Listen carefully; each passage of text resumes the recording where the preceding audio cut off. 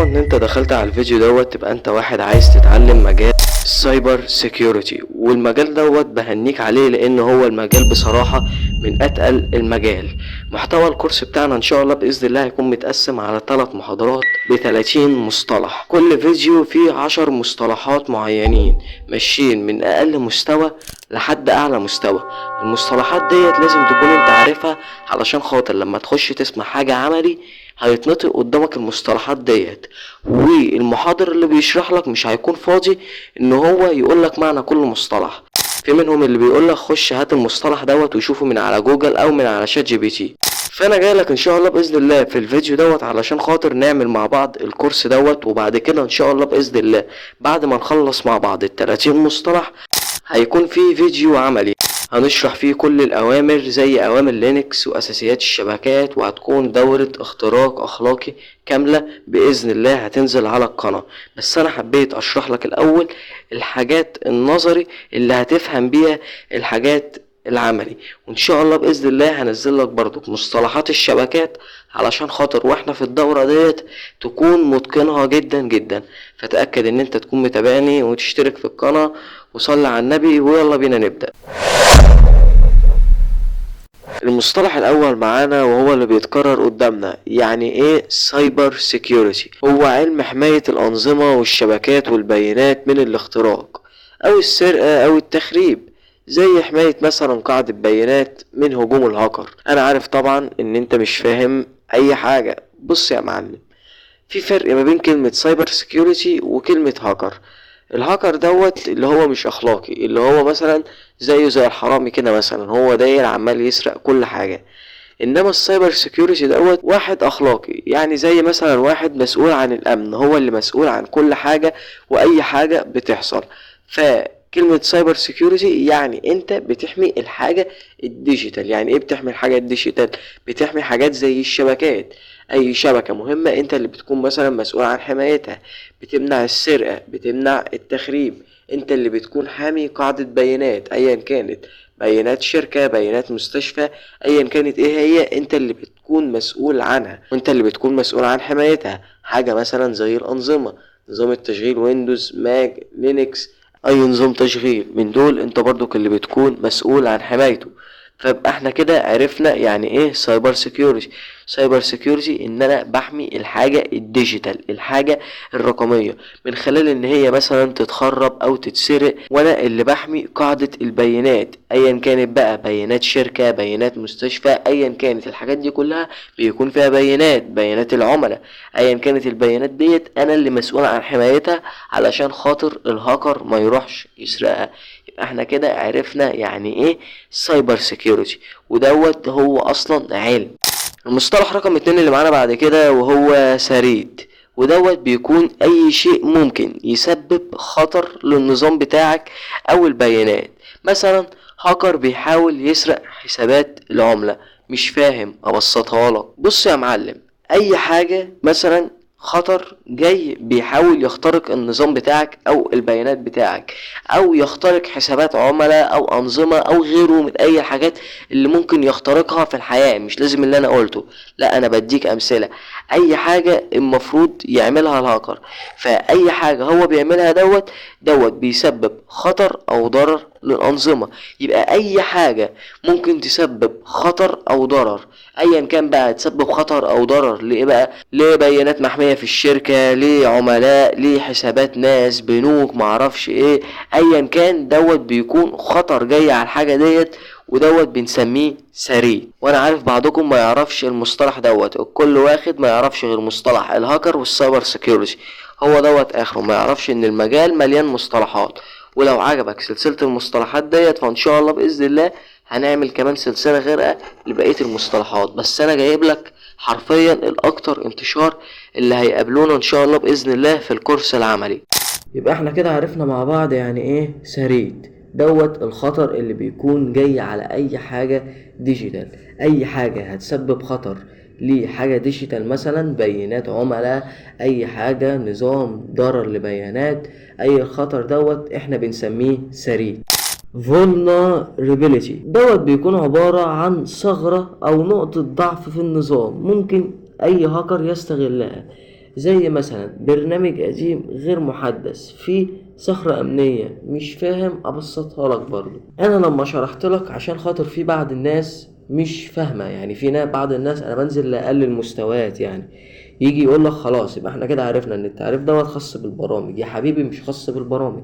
انا قلت لك في اول التعريف ثغرة او نقطة ضعف موجودة في برنامج، موجودة في قاعدة بيانات، موجودة في اي حاجة ديجيتال ايا كانت. الثغرة ديت موجودة في ايه؟ المهم ان هي موجودة في اي حاجة ديجيتال. يبقى الفولنربيليتي ديت عبارة عن ثغرة او نقطة ضعف موجودة في قلب النظام.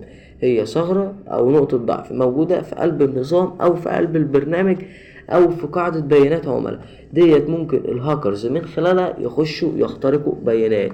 يبقى كده انا مثلا لما انا مثلا اجي اقول لك ايه ده، كده في ثغرة او في نقطة ضعف في النظام دوت، ايا كان النظام ايه هو يعني، بس انا قلت لك ده دوت فيه ثغرة او فيه نقطة ضعف. يبقى انت كده اوتوماتيك هتقوم مفكر في دماغك كده وتقوم مشغلها. عشان خاطر تشغلها بالانجليزي تقول لي انا كده عرفت ان النظام دوت او خدمة العملاء ديت او ايا كانت ايه هي دوت كده فيها vulnerability. تمام يا معلم؟ دوت كده المصطلح التالت. لو مش فاهم قوي ممكن ترجع تعيد الثلاث مصطلحات، بس انا يعني شارحهم لك بأبسط طريقة يعني. المصطلح اللي بعده وهو اللي ممكن يعمل مشاكل بين الناس، بس انا هحاول افهمه لك بأبسط طريقة. المصطلح اللي بعده هو الرسك. هتقول لي يا عم ايه هو الرسك دوت؟ هقول لك دوت احتمال وقوع تهديد برضو على ثغرة او موقع الكتروني بتاع شركة او بيانات او خدمة عملاء او الى ما كذلك. يعني هتيجي تقول لي ايه ده ايه ده ايه ده؟ لا وقف بقى كده عشان خاطر انا دماغي وقفت معاك. هاجي اقول لك في ايه؟ هتيجي تقول لي ما انت مش قلت لي ان السريت هو برضو الخطر؟ هقول لك بقى تعالى بقى كده ايه نفرق ما بين السريت وما بين الرسك. بص يا معلم، السريت يا معلم هو ان الخطر خلاص حصل بقى ايا كان بقى، هو حصل على موقع، حصل على شركة، حصل على بيانات، حصل على انظمة، هو ايا كان يعني خطر وخلاص اتطبق لا مفر منه. هتجيبها شمال هتجيبها يمين، هو خلاص الخطر اتطبق مش هينفع ترجع في كلامك. انما الرسك هو احتمال وقوع تهديد. يعني في احتمال ان مثلا الموقع يخترق، في احتمال ان مثلا البيانات ديت الهاكر يسربها. هتيجي تقول لي طب بسط لي اكتر؟ هقول لك هبسط لك اكتر. هقول لك دلوقتي في ثغرة في الموقع، فيجي صاحب الشركة يجيب واحد متخصص في الثغرات علشان خاطر يقفل له الشركة. تيجي تقول له انت عملت ليه كده؟ هي الشركة حصل لها حاجة؟ هيجي يقول لك طب افرض حصل لها. هو بيقول لك افرض حصل لها، هو كده بيفرض احتمال وقوع التهديد على الشركة. يبقى هو هنا كده راسك احتمال وقوع التهديد على الشركة، يعني راسك. انما التهديد خلاص وقع ولا مفر منه سريع. كده انا بسطت لك الفرق ما بين الاتنين. بينا على المصطلح السادس. المصطلح السادس معانا وهو اتيك سيرفيس. بص يا باشا، المصطلح دوت هو كل نقطة ممكن المهاجم او الهاكر ان هو يدخل منها. يعني ايه؟ مش فاهم. يعني كل نقطة هو ممكن يدخل منها، هيخش من على حسابات، هيخش من على اجهزة، هيخش من على بورتات. زي مثلا ان انت تفتح اجهزة كتير في سيلفر بدون حماية. ابسطها لك اكتر لو انت مش فاهم. اي مدخل انت بتكون سايبه ليه الهاكر او المهاجم يخش منه. هتيجي تقول لي طب ما هو الهاكر دوت ممكن يخترق ايه في نظرك؟ ممكن يخترق حسابات، ممكن يخترق اجهزة، ممكن يخترق شركات، ممكن يخترق بنوك. طيب اي نقطة بقى هو هيخش منها علشان خاطر يخترق الحاجة ديت؟ هو ممكن يخش من على الحسابات بتاعتهم عشان خاطر يوصل، ممكن يخش من على الاجهزة لو هو واحد اصلا من ضمن الشركة ومتخفي، ممكن يخش من على حاجة اسمها بورتات، وديت اللي احنا هنبقى نعرفها ان شاء الله باذن الله بعدين. الحاجة بقى اللي هو هيخش منها علشان خاطر يوصل ايا كان، هيوصل لشركة او بيانات او انظمة، الحاجة اللي هو دخل منها ديت ايا كانت، هو كده دخل من نقطة معينة، دخل من حساب، دخل من جهاز، دخل من اي حاجة. النقطة اللي هو دخل منها ديت احنا بنسميها اتيك سيرفيس.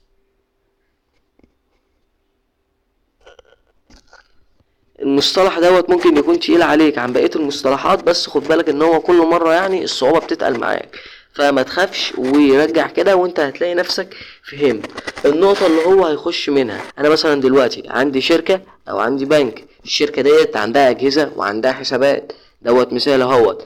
الهاكر مثلا علشان خاطر يخش دخل مثلا من على اجهزة او دخل من على حسابات. النقطة او الثغرة اللي دخل من الاجهزة او من الحسابات، اي حاجة هو دخل منها من ايا كانت بقى، دخل من على جهاز، دخل من على حسابات، الحاجة اللي هو دخل منها ديت احنا بنسميها النقطة اللي ممكن المهاجم يدخل منها، بنسميها اتيك سيرفيس. اخر حاجة علشان خاطر اكون بسطتها لك ونقفل المصطلح دوت على كده، انت مثلا دلوقتي معاك تليفونك، انا ممكن اخترق في تليفونك دوت بكذا نوع. يعني ايه مثلا كذا نوع؟ يعني مثلا ممكن اخترقك عن طريق رقم تليفونك، عن طريق الجيميل بتاعك، عن طريق ان انا امسك تليفونك واقوم حاطط لك برنامج فيه فيروس، ايا كانت بقى الطريقه اللي انا عملتها في موبايلك. المهم ان انا عملت هجوم على موبايلك، عملت نقطة هجوم انا بدخل منها.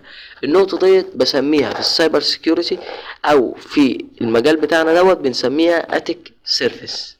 المصطلح السابع معانا وهو زيرو تريست. يعني ايه المصطلح دوت؟ بكل بساطة دوت بيكون مبدأ امني. المبدأ الامني دوت بيقول ان ما ينفعش اي جهاز او اي شخص يدخل مثلا الشركة بتاعتنا او المستشفى بتاعتنا بدون ما نتحقق منه، حتى لو هو واحد داخل المنظمة بتاعتنا. مثال من الحياة العملية، انت مثلا دلوقتي شغال في شركة، تمام. الشركة ديت عندها عملاء كتير جدا، فهي مش هتقعد تحفظهم يعني بالاسم. يعني خلاص انا دلوقتي عندي في الشركة ديت عملاء كتير جدا. المبدأ الامني دوت بيقول ايه؟ بيقول ان انا مش هثق فيك ولا هثق في اي جهاز، حتى لو الجهاز دوت جوه الشركة ذات نفسها، الا اما اعمل لك تحقق. ابسطها لك اكتر، انت مثلا دلوقتي في قلب مصنع او في قلب شركة، وانت بتخش مثلا ممكن تكون بتبصم ايدك في حاجة، بتسجل بياناتك في حاجة، او لو انت طالب في درس مثلا يجي يقولك وريني الكارنيه علشان خاطر تخش. هو هنا عنده مبدأ امني ان هو مش هيسيبك تخش الا لما يتحقق منك، رغم ان انت واحد من جوه المركز، بس هو مش هيسيبك تخش الا لما يتحقق منك. دوت عنده حاجة اسمها مبدأ امني، انا مش هسيبك تخش الا لما اتحقق منك. المبدأ الامني دوت احنا بنسميه زيرو تريست. اظن ان المصطلح واضح جدا ومفيش فيه اي حاجة يعني تقدر تطبقه على اي حاجة. المصطلح رقم 8 معانا وهو المصطلح authentication. يعني ايه مصطلح authentication؟ بكل بساطة هو ان انت تتحقق من هواية الشخص او الجهاز قبل ما تسمح له بالدخول. دوت بقى بسطها لك في حاجة في تليفونك، وبتحصل مع العالم كله. اي حد شايل تليفون تاتش، تليفون ديجيتال رقمي، هو بيكون عنده الحاجة ديت. انت دلوقتي مثلا حملت برنامج او لعبة على الجهاز، اول ما بتيجي تخش عليها بيقوم مدخلك على الاعدادات، يقولك السماح بالوصول الى الملفات والبيانات وادارة الجهاز. انت طبعا عشان خاطر واثق في التطبيق بتقوم عامل السماح، لان انت لو ما عملتش السماح التطبيق مش هيشتغل معاك، فانت بتضطر ان انت تعمل له السماح دوت. انت ليه بقى سمحت له ان هو يخش؟ هتيجي تقول لي لان انا محمل التطبيق دوت من على جوجل بلاي مثلا، وانا عارف ان اي تطبيق على جوجل بلاي بيكون موثوق منه. انما انا مثلا لو هحمله من موقع تاني، لا ممكن اكون متردد وممكن يكون في خطر عليا. انما انا محمله من على جوجل بلاي، واي حاجه على جوجل بلاي موثوقه. شفت انت قلت ايه؟